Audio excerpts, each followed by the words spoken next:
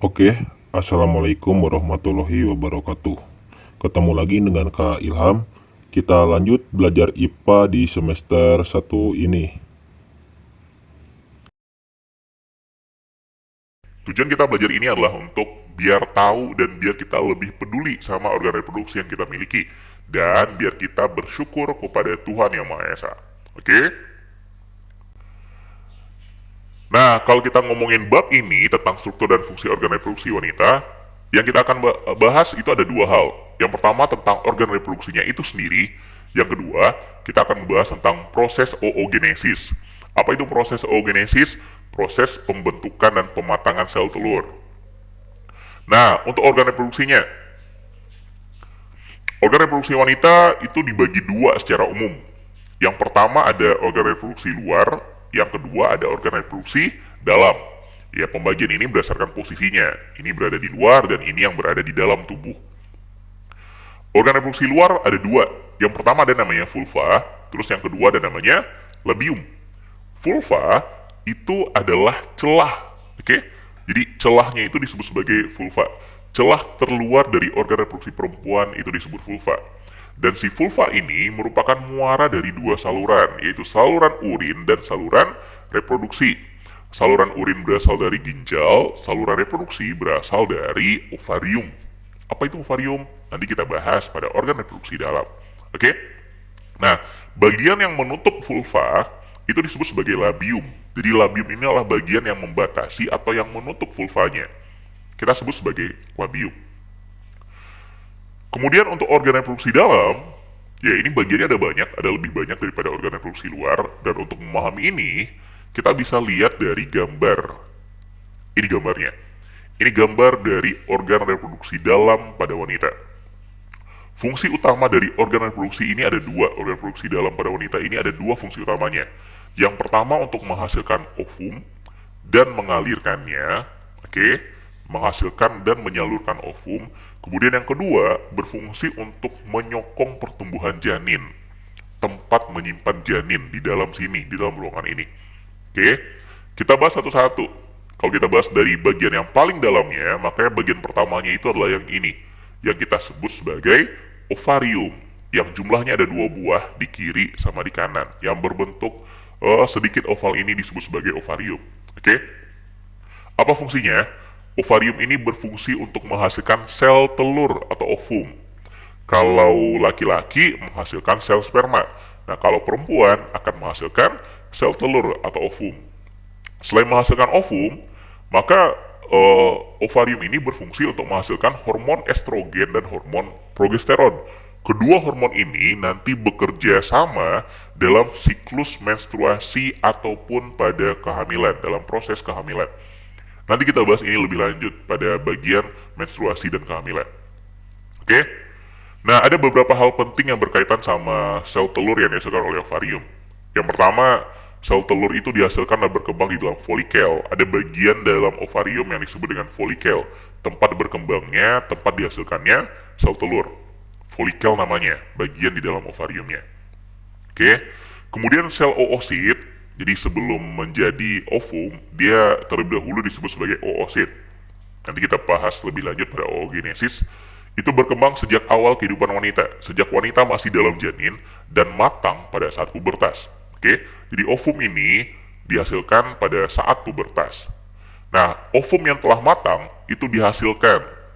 Oke, setelur yang telah matang dilepaskan dari, ini bukan ovum tapi ovarium, dilepaskan dari ovarium sekali dalam sebulan.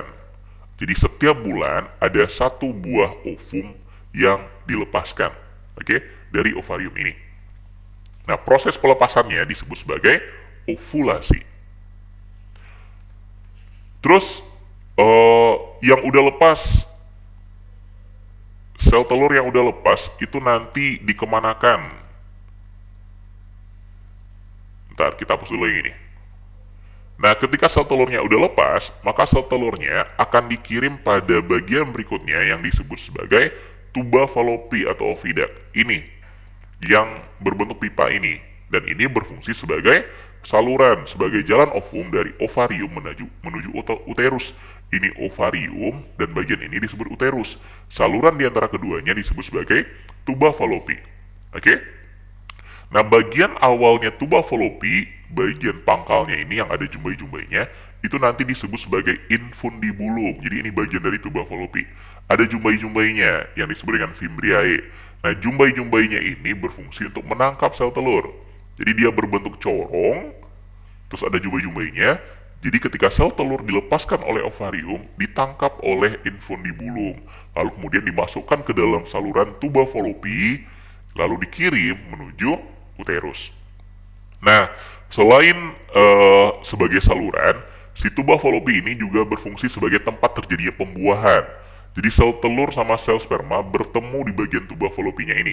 Oke, jadi kalau kita gambarkan, ini sel telur misalkan nanti ada di sini. Nah, saat dia berada di tuba fallopi, nanti datang sel sperma. Datang sel sperma, kita anggap misalkan ini sel spermanya. Nah, datang sel sperma berenang, mencari sel telur, nanti ketemu. Sel spermanya jauh lebih kecil dari ini ya, dari gambar ini. Lalu bertemu sehingga terjadi pembuahan. Nah, kalau udah terjadi pembuahan, maka si sel telur tadi yang udah dibuahi dikirim ke uterus. Kalau nggak dibuahi pun tetap akan dikirim ke uterus. Kalau dia dibuahi, maka dia akan menempel di dindingnya uterus. Uterus ini yang kita sebut sebagai rahim. Menempel di dindingnya uterus dan berkembang menjadi gamet, lalu menjadi janin, sehingga siap nanti untuk dilahirkan. Kalau seandainya enggak, maka ya dia tetap dikirim ke uterus, lalu meluruh di uterusnya. Meluruh, lalu keluar bersama dengan darah menstruasi. Uterus ini atau dinding atau rahim ini itu terdiri dari 3 lapisan. Yang pertama ada lapisan luar, yang paling luarnya ini disebut sebagai perimetrium. Terus ada lapisan tengahnya disebut sebagai myometrium, dan ada lapisan dalamnya disebut sebagai endometrium. Endometrium inilah tempat menempelnya plasentanya janin. Oke, plasenta atau bahasa sehari-harinya ari-ari. Atau ada beberapa daerah yang nyebutnya sebagai kakak si bayi. Ketika bayi lahir, maka dia lahir berbarengan sama segumpal daging yang nanti disebut sebagai plasenta. Antara daging sama bayinya nanti dihubungkan sama tali pusar, oke, pada pusat kita dihubungannya. Dan itu berfungsi sebagai penyokong kehidupan janin ketika berada di dalam rahim ini. Menjadi sumber utama oksigen sama makanan. Dia menempel di rahimnya ibu, mengambil darah dari ibu untuk si janin. Oke, itu fungsinya plasenta. Nanti kita bahas dalam proses kehamilan lebih lanjut. Nah, ini uterus. Ketika bayinya mau lahir, oke, maka nanti dia akan melewati bagian yang sempit ini yang disebut sebagai cervix. Begitu juga dengan darah menstruasinya. Dinding rahim yang meluruh menjadi darah berbarengan sama sel telur tadi yang meluruh juga, itu akan keluar menuju cervix. Keluar melalui cervix menuju bagian luar ini yang disebut sebagai vagina. Jadi cervix berfungsi mengalirkan darah ke vagina saat menstruasi dari rahim ke vagina, kemudian mengarahkan sperma ke rahim. Jadi sperma nanti masuk dari bagian luar, lalu kemudian oleh cervix diarahkan masuk ke dalam rahim, lalu menuju tuba fallopi untuk menemui sel telur. Terus termasuk juga mendukung kepala janin saat dilahirkan. Jadi ketika janinnya mau dilahirkan, yang lahir itu kepalanya duluan. Oke, bayi normal lahir itu kepalanya yang duluan. Jadi kepalanya yang berada di bawah ini, dan cervix ini berfungsi menyokong kepala janin ketika mau keluar. Oke. Nah, keluarnya lewat mana? Keluarnya lewat ini, saluran ini yang disebut sebagai vagina. Saluran darah saat menstruasi dan tempat jalan lahirnya bayi. Oke. Nah, pada wanita ada bagian khusus pada vagina ini. Vaginanya biasanya dibatasi oleh selaput yang disebut dengan selaput darah. Ada bagian yang namanya selaput darah. Selaput darah ini sifatnya mudah sobek. Secara umum dia mudah sobek meskipun ada beberapa yang sulit untuk sobeknya. Nah, apa fungsinya? Ini perlu kita bahas. Ada pesan moralnya nanti di sini. Selaput darah itu secara biologi, secara kesehatan, nggak ada fungsi khususnya. Biasanya bagian-bagian tubuh kita, setiap bagian punya fungsi khusus. Nah, selaput darah ini, fungsi khususnya itu nggak ada. Terus, kenapa dia diciptakan? Nah, hikmahnya kenapa Tuhan Yang Maha Kuasa, Tuhan Yang Maha Esa menciptakan selaput darah bagi wanita, ya terutama untuk melindungi wanita, menjaga agar wanita menjaga organ reproduksinya ini, agar menjaganya dari kecelakaan, eh, dari terutama berkaitan dengan hubungan seks bebas, oke? Agar tidak melakukan hubungan seks di luar nikah. Kenapa harus dijaga? Kenapa nggak boleh? Yang pertama ya karena alasannya yang jelas, yang pertama, semua agama melarang melakukan itu. Oke?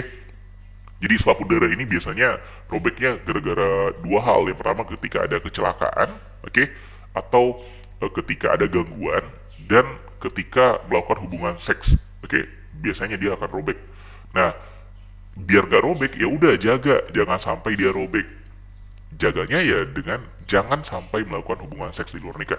Gara-gara pertama itu semua agama ngelarang, gak ada agama yang menganjurkan itu. Hanya boleh ketika udah nikah. Terus yang kedua, kenapa harus jaga? Gara-gara ya wanita itu berharga. Seorang wanita adalah calon ibu, sangat berharga. Jadi karena sangat berharga makanya harus dilindungi. Oke? Hanya laki-laki terpilih, hanya mereka yang benar-benar bertanggung jawab yang boleh. Tanggung jawabnya dalam bentuk pernikahan. Oke? Karena ketika udah dalam bentuk pernikahan, udah ada ikatan resmi yang diakui oleh agama dan diakui oleh negara secara hukum. Itu bentuk tanggung jawabnya. Oke? Jadi bagi kalian yang wanita, jaga baik-baik, jangan sampai hanya gara-gara kesenangan saat melakukan hubungan seks di luar nikah. Jaga baik-baik. Bagi kalian yang laki-laki, jaga.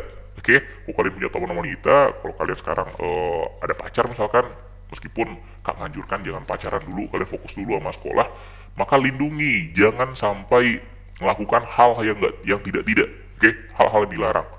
Karena ya ketika hal itu terjadi, yang paling merugikan adalah wanita. Oke? Kalau kalian laki-laki benar-benar ngakui sebagai laki-laki sejati, maka lindungi, dan ya, kalau kalian udah siap, nikahi. Oke, kalau udah siap, jangan sekarang. Kalau udah siap, kalau nanti udah lulus kuliah, udah kerja, baru nikahi. Dan selama belum nikah, jangan pernah lakukan itu. Oke? Oke, itu pesan moralnya. Nah, ini berkaitan dengan struktur dan fungsi organ reproduksi wanita. Terus kemudian, kita lanjut pada bagian berikutnya. Oogenesis. Oogenesis adalah proses pembentukan dan pematangan sel telur. Oke? Kalau kita bahas secara detail, maka proses ini dimulai dari oogonium. Ini kita anggap sebagai sel induknya. Kalau dia banyak, kumpulannya disebut sebagai oogonia. Nah, si oogonium ini akan melakukan pembelahan mitosis secara terus-menerus. Sehingga nanti akan dihasilkan oosit primer namanya. Oosit primer ini adalah hasil pembelahan mitosis dan perkembangan dari oogonium. Nah, karena pembelahannya mitosis, maka oogonium yang awalnya bersifat diploid atau 2N yang kromosomnya berpasang-pasangan, oosit primer juga punya kromosom dengan jumlah yang sama, juga berpasang-pasangan. Oke? Nah, proses ini terjadi ketika wanita masih dalam kandungan, ketika masih dalam berbentuk janin. Dan berhenti ketika dilahirkan. Jadi ketika wanita dilahirkan, tidak ada lagi oosit primer yang dihasilkan. Berhenti. Dan jumlah oosit primer yang dihasilkan selama masih janin itu berjumlah jutaan. Sebagian buku menulisnya 2 juta, kebanyakan nulisnya 2 juta. Ada sekitar 2 juta oosit primer yang dihasilkan. Nah, dari anak-anak, dari bayi yang baru dilahirkan sampai remaja, proses ini terhenti. Jadi proses oogonesisnya terhenti sesaat dari bayi sampai remaja. Dan lanjut lagi ketika udah remaja. Lanjutnya dalam bentuk seperti apa? Si oosit primer akan membelah secara meiosis menghasilkan oosit sekunder, sama yang lebih kecil ini namanya badan polar. Jadi dia membaginya nggak adil. Yang besarnya disebut oosit primer, yang kecilnya disebut badan polar. Badan polar ini nanti akan meluruh, oke, mengalami degenerasi. Jadi hancur dengan sendirinya. Si oosit primer ini dihasilkan, si oosit primer dari badan polar ini dihasilkan dalam proses meiosis 1. Oke? Nah, oosit sekunder akan mengalami meiosis 2, menghasilkan dua sel lainnya yang disebut sebagai ootit dan badan polar sekunder. Ini namanya badan polar sekunder. Mirip sama badan polar primer, ya dia juga akan meluruh. Oke, ukurannya lebih kecil dan akan meluruh. Si badan polar primernya juga akan membelah menjadi dua buah badan polar primernya, badan polar lainnya. Ya, yang ini nggak ngapa-ngapain nanti, dia cuma akan meluruh, oke, mengalami degenerasi dan meluruh. Ini terjadi pada proses meiosis 2. Si ootit nanti akan berkembang menjadi ovum, berkembang dan matang menjadi ovum atau sel telur yang nanti akan dilepaskan menuju tuba falopi. Oke? Jadi secara umum kalau kita simpulkan dalam proses ini dari satu oosit primer akan dihasilkan satu buah ovum dan 3 buah badan polar. Ovum ini yang nanti akan dibuahi oleh sel sperma, badan polar ini akan diluruhkan, oke? Akan meluruh. Nah ini, proses ini dari oosit menjadi ovum terjadi ketika si wanita udah masuk masa remaja. Ya udah akil balik. Dan berhenti ketika menopause. Jadi dimulai pada masa pubertas yang proses ini dan berhenti ketika menopause. Menopause itu terjadi ketika sel telurnya, ketika oositnya habis, nggak ada lagi oosit yang akan dimatangkan menjadi sel telur. Sehingga proses ini berhenti, benar-benar berhenti. Oke? Nah, kalau proses oogenesis ini kita simpulkan, yaitu proses pembentukan dan pematangan sel telur, proses ini terjadi pada ovarium. Lalu kemudian, untuk tiap oosit primer dihasilkan satu ovum dan 3 badan polar, seperti yang tadi udah kita jelaskan di gambarnya. Proses ini dimulai pada saat wanita masih dalam kandungan, lalu berhenti sementara, dan dimulai lagi ketika udah remaja. Kemudian saat ovumnya habis, saat oositnya habis, oke, oosit kan tadi ketika lahir jumlahnya 2 juta. Nah yang jumlah 2 juta itu terus berkurang, terus berkurang, terus berkurang. Dan yang akan matang, benar-benar matang jadi sel telur itu jumlahnya hanya 400. Jadi hanya akan ada 400 ovum yang dihasilkan. Oke, ketika ovum itu habis, maka wanita akan memasuki masa menopause. Nah, kapan dia istirahatnya? Ya, proses istirahatnya sebenarnya nggak cuma pada anak-anak sampai remaja. Tapi proses ini juga akan ada masa istirahatnya ketika seorang ibu hamil. Jadi ketika seorang ibu hamil hingga dia melahirkan dan berhenti masa nifasnya. Masa nifas itu masa 3 bulan biasanya setelah melahirkan, setelah bayi lahir, ada 3 bulan masa nifas. Dan dalam masa itu, dari awal hamil sampai berakhir masa nifas, proses ini juga mengalami istirahat. Oke, sehingga ibu-ibu yang punya banyak anak, masa istirahat pengeluaran sel ovumnya itu lebih lama. Sehingga masa menopause ibu yang banyak anak itu lebih panjang. Oke, usia menopausnya biasanya lebih tua daripada ibu-ibu yang punya sedikit anak atau yang nggak punya anak sama sekali. Nah, bagi kalian yang punya ibu, oke, ketika ibu kalian memasuki masa menopause, maka coba beri perhatian lebih. Kalian jadi anak yang lebih patuh, lebih rajin, biar ibunya senang. Karena bagi sebagian ibu, masa menopause-nya, bagi sebagian ya, masa menopause ini adalah masa yang menyedihkan, masa yang membuat sedih. Oke, sehingga beri perhatian yang lebih kepada ibu kalian. Kalian sayang sama ibu kalian kan? Nah, berikan perhatian dan kasih sayang lebih besar ketika ibu mengalami masa menopause. Oke, ini saja yang perlu saya sampaikan.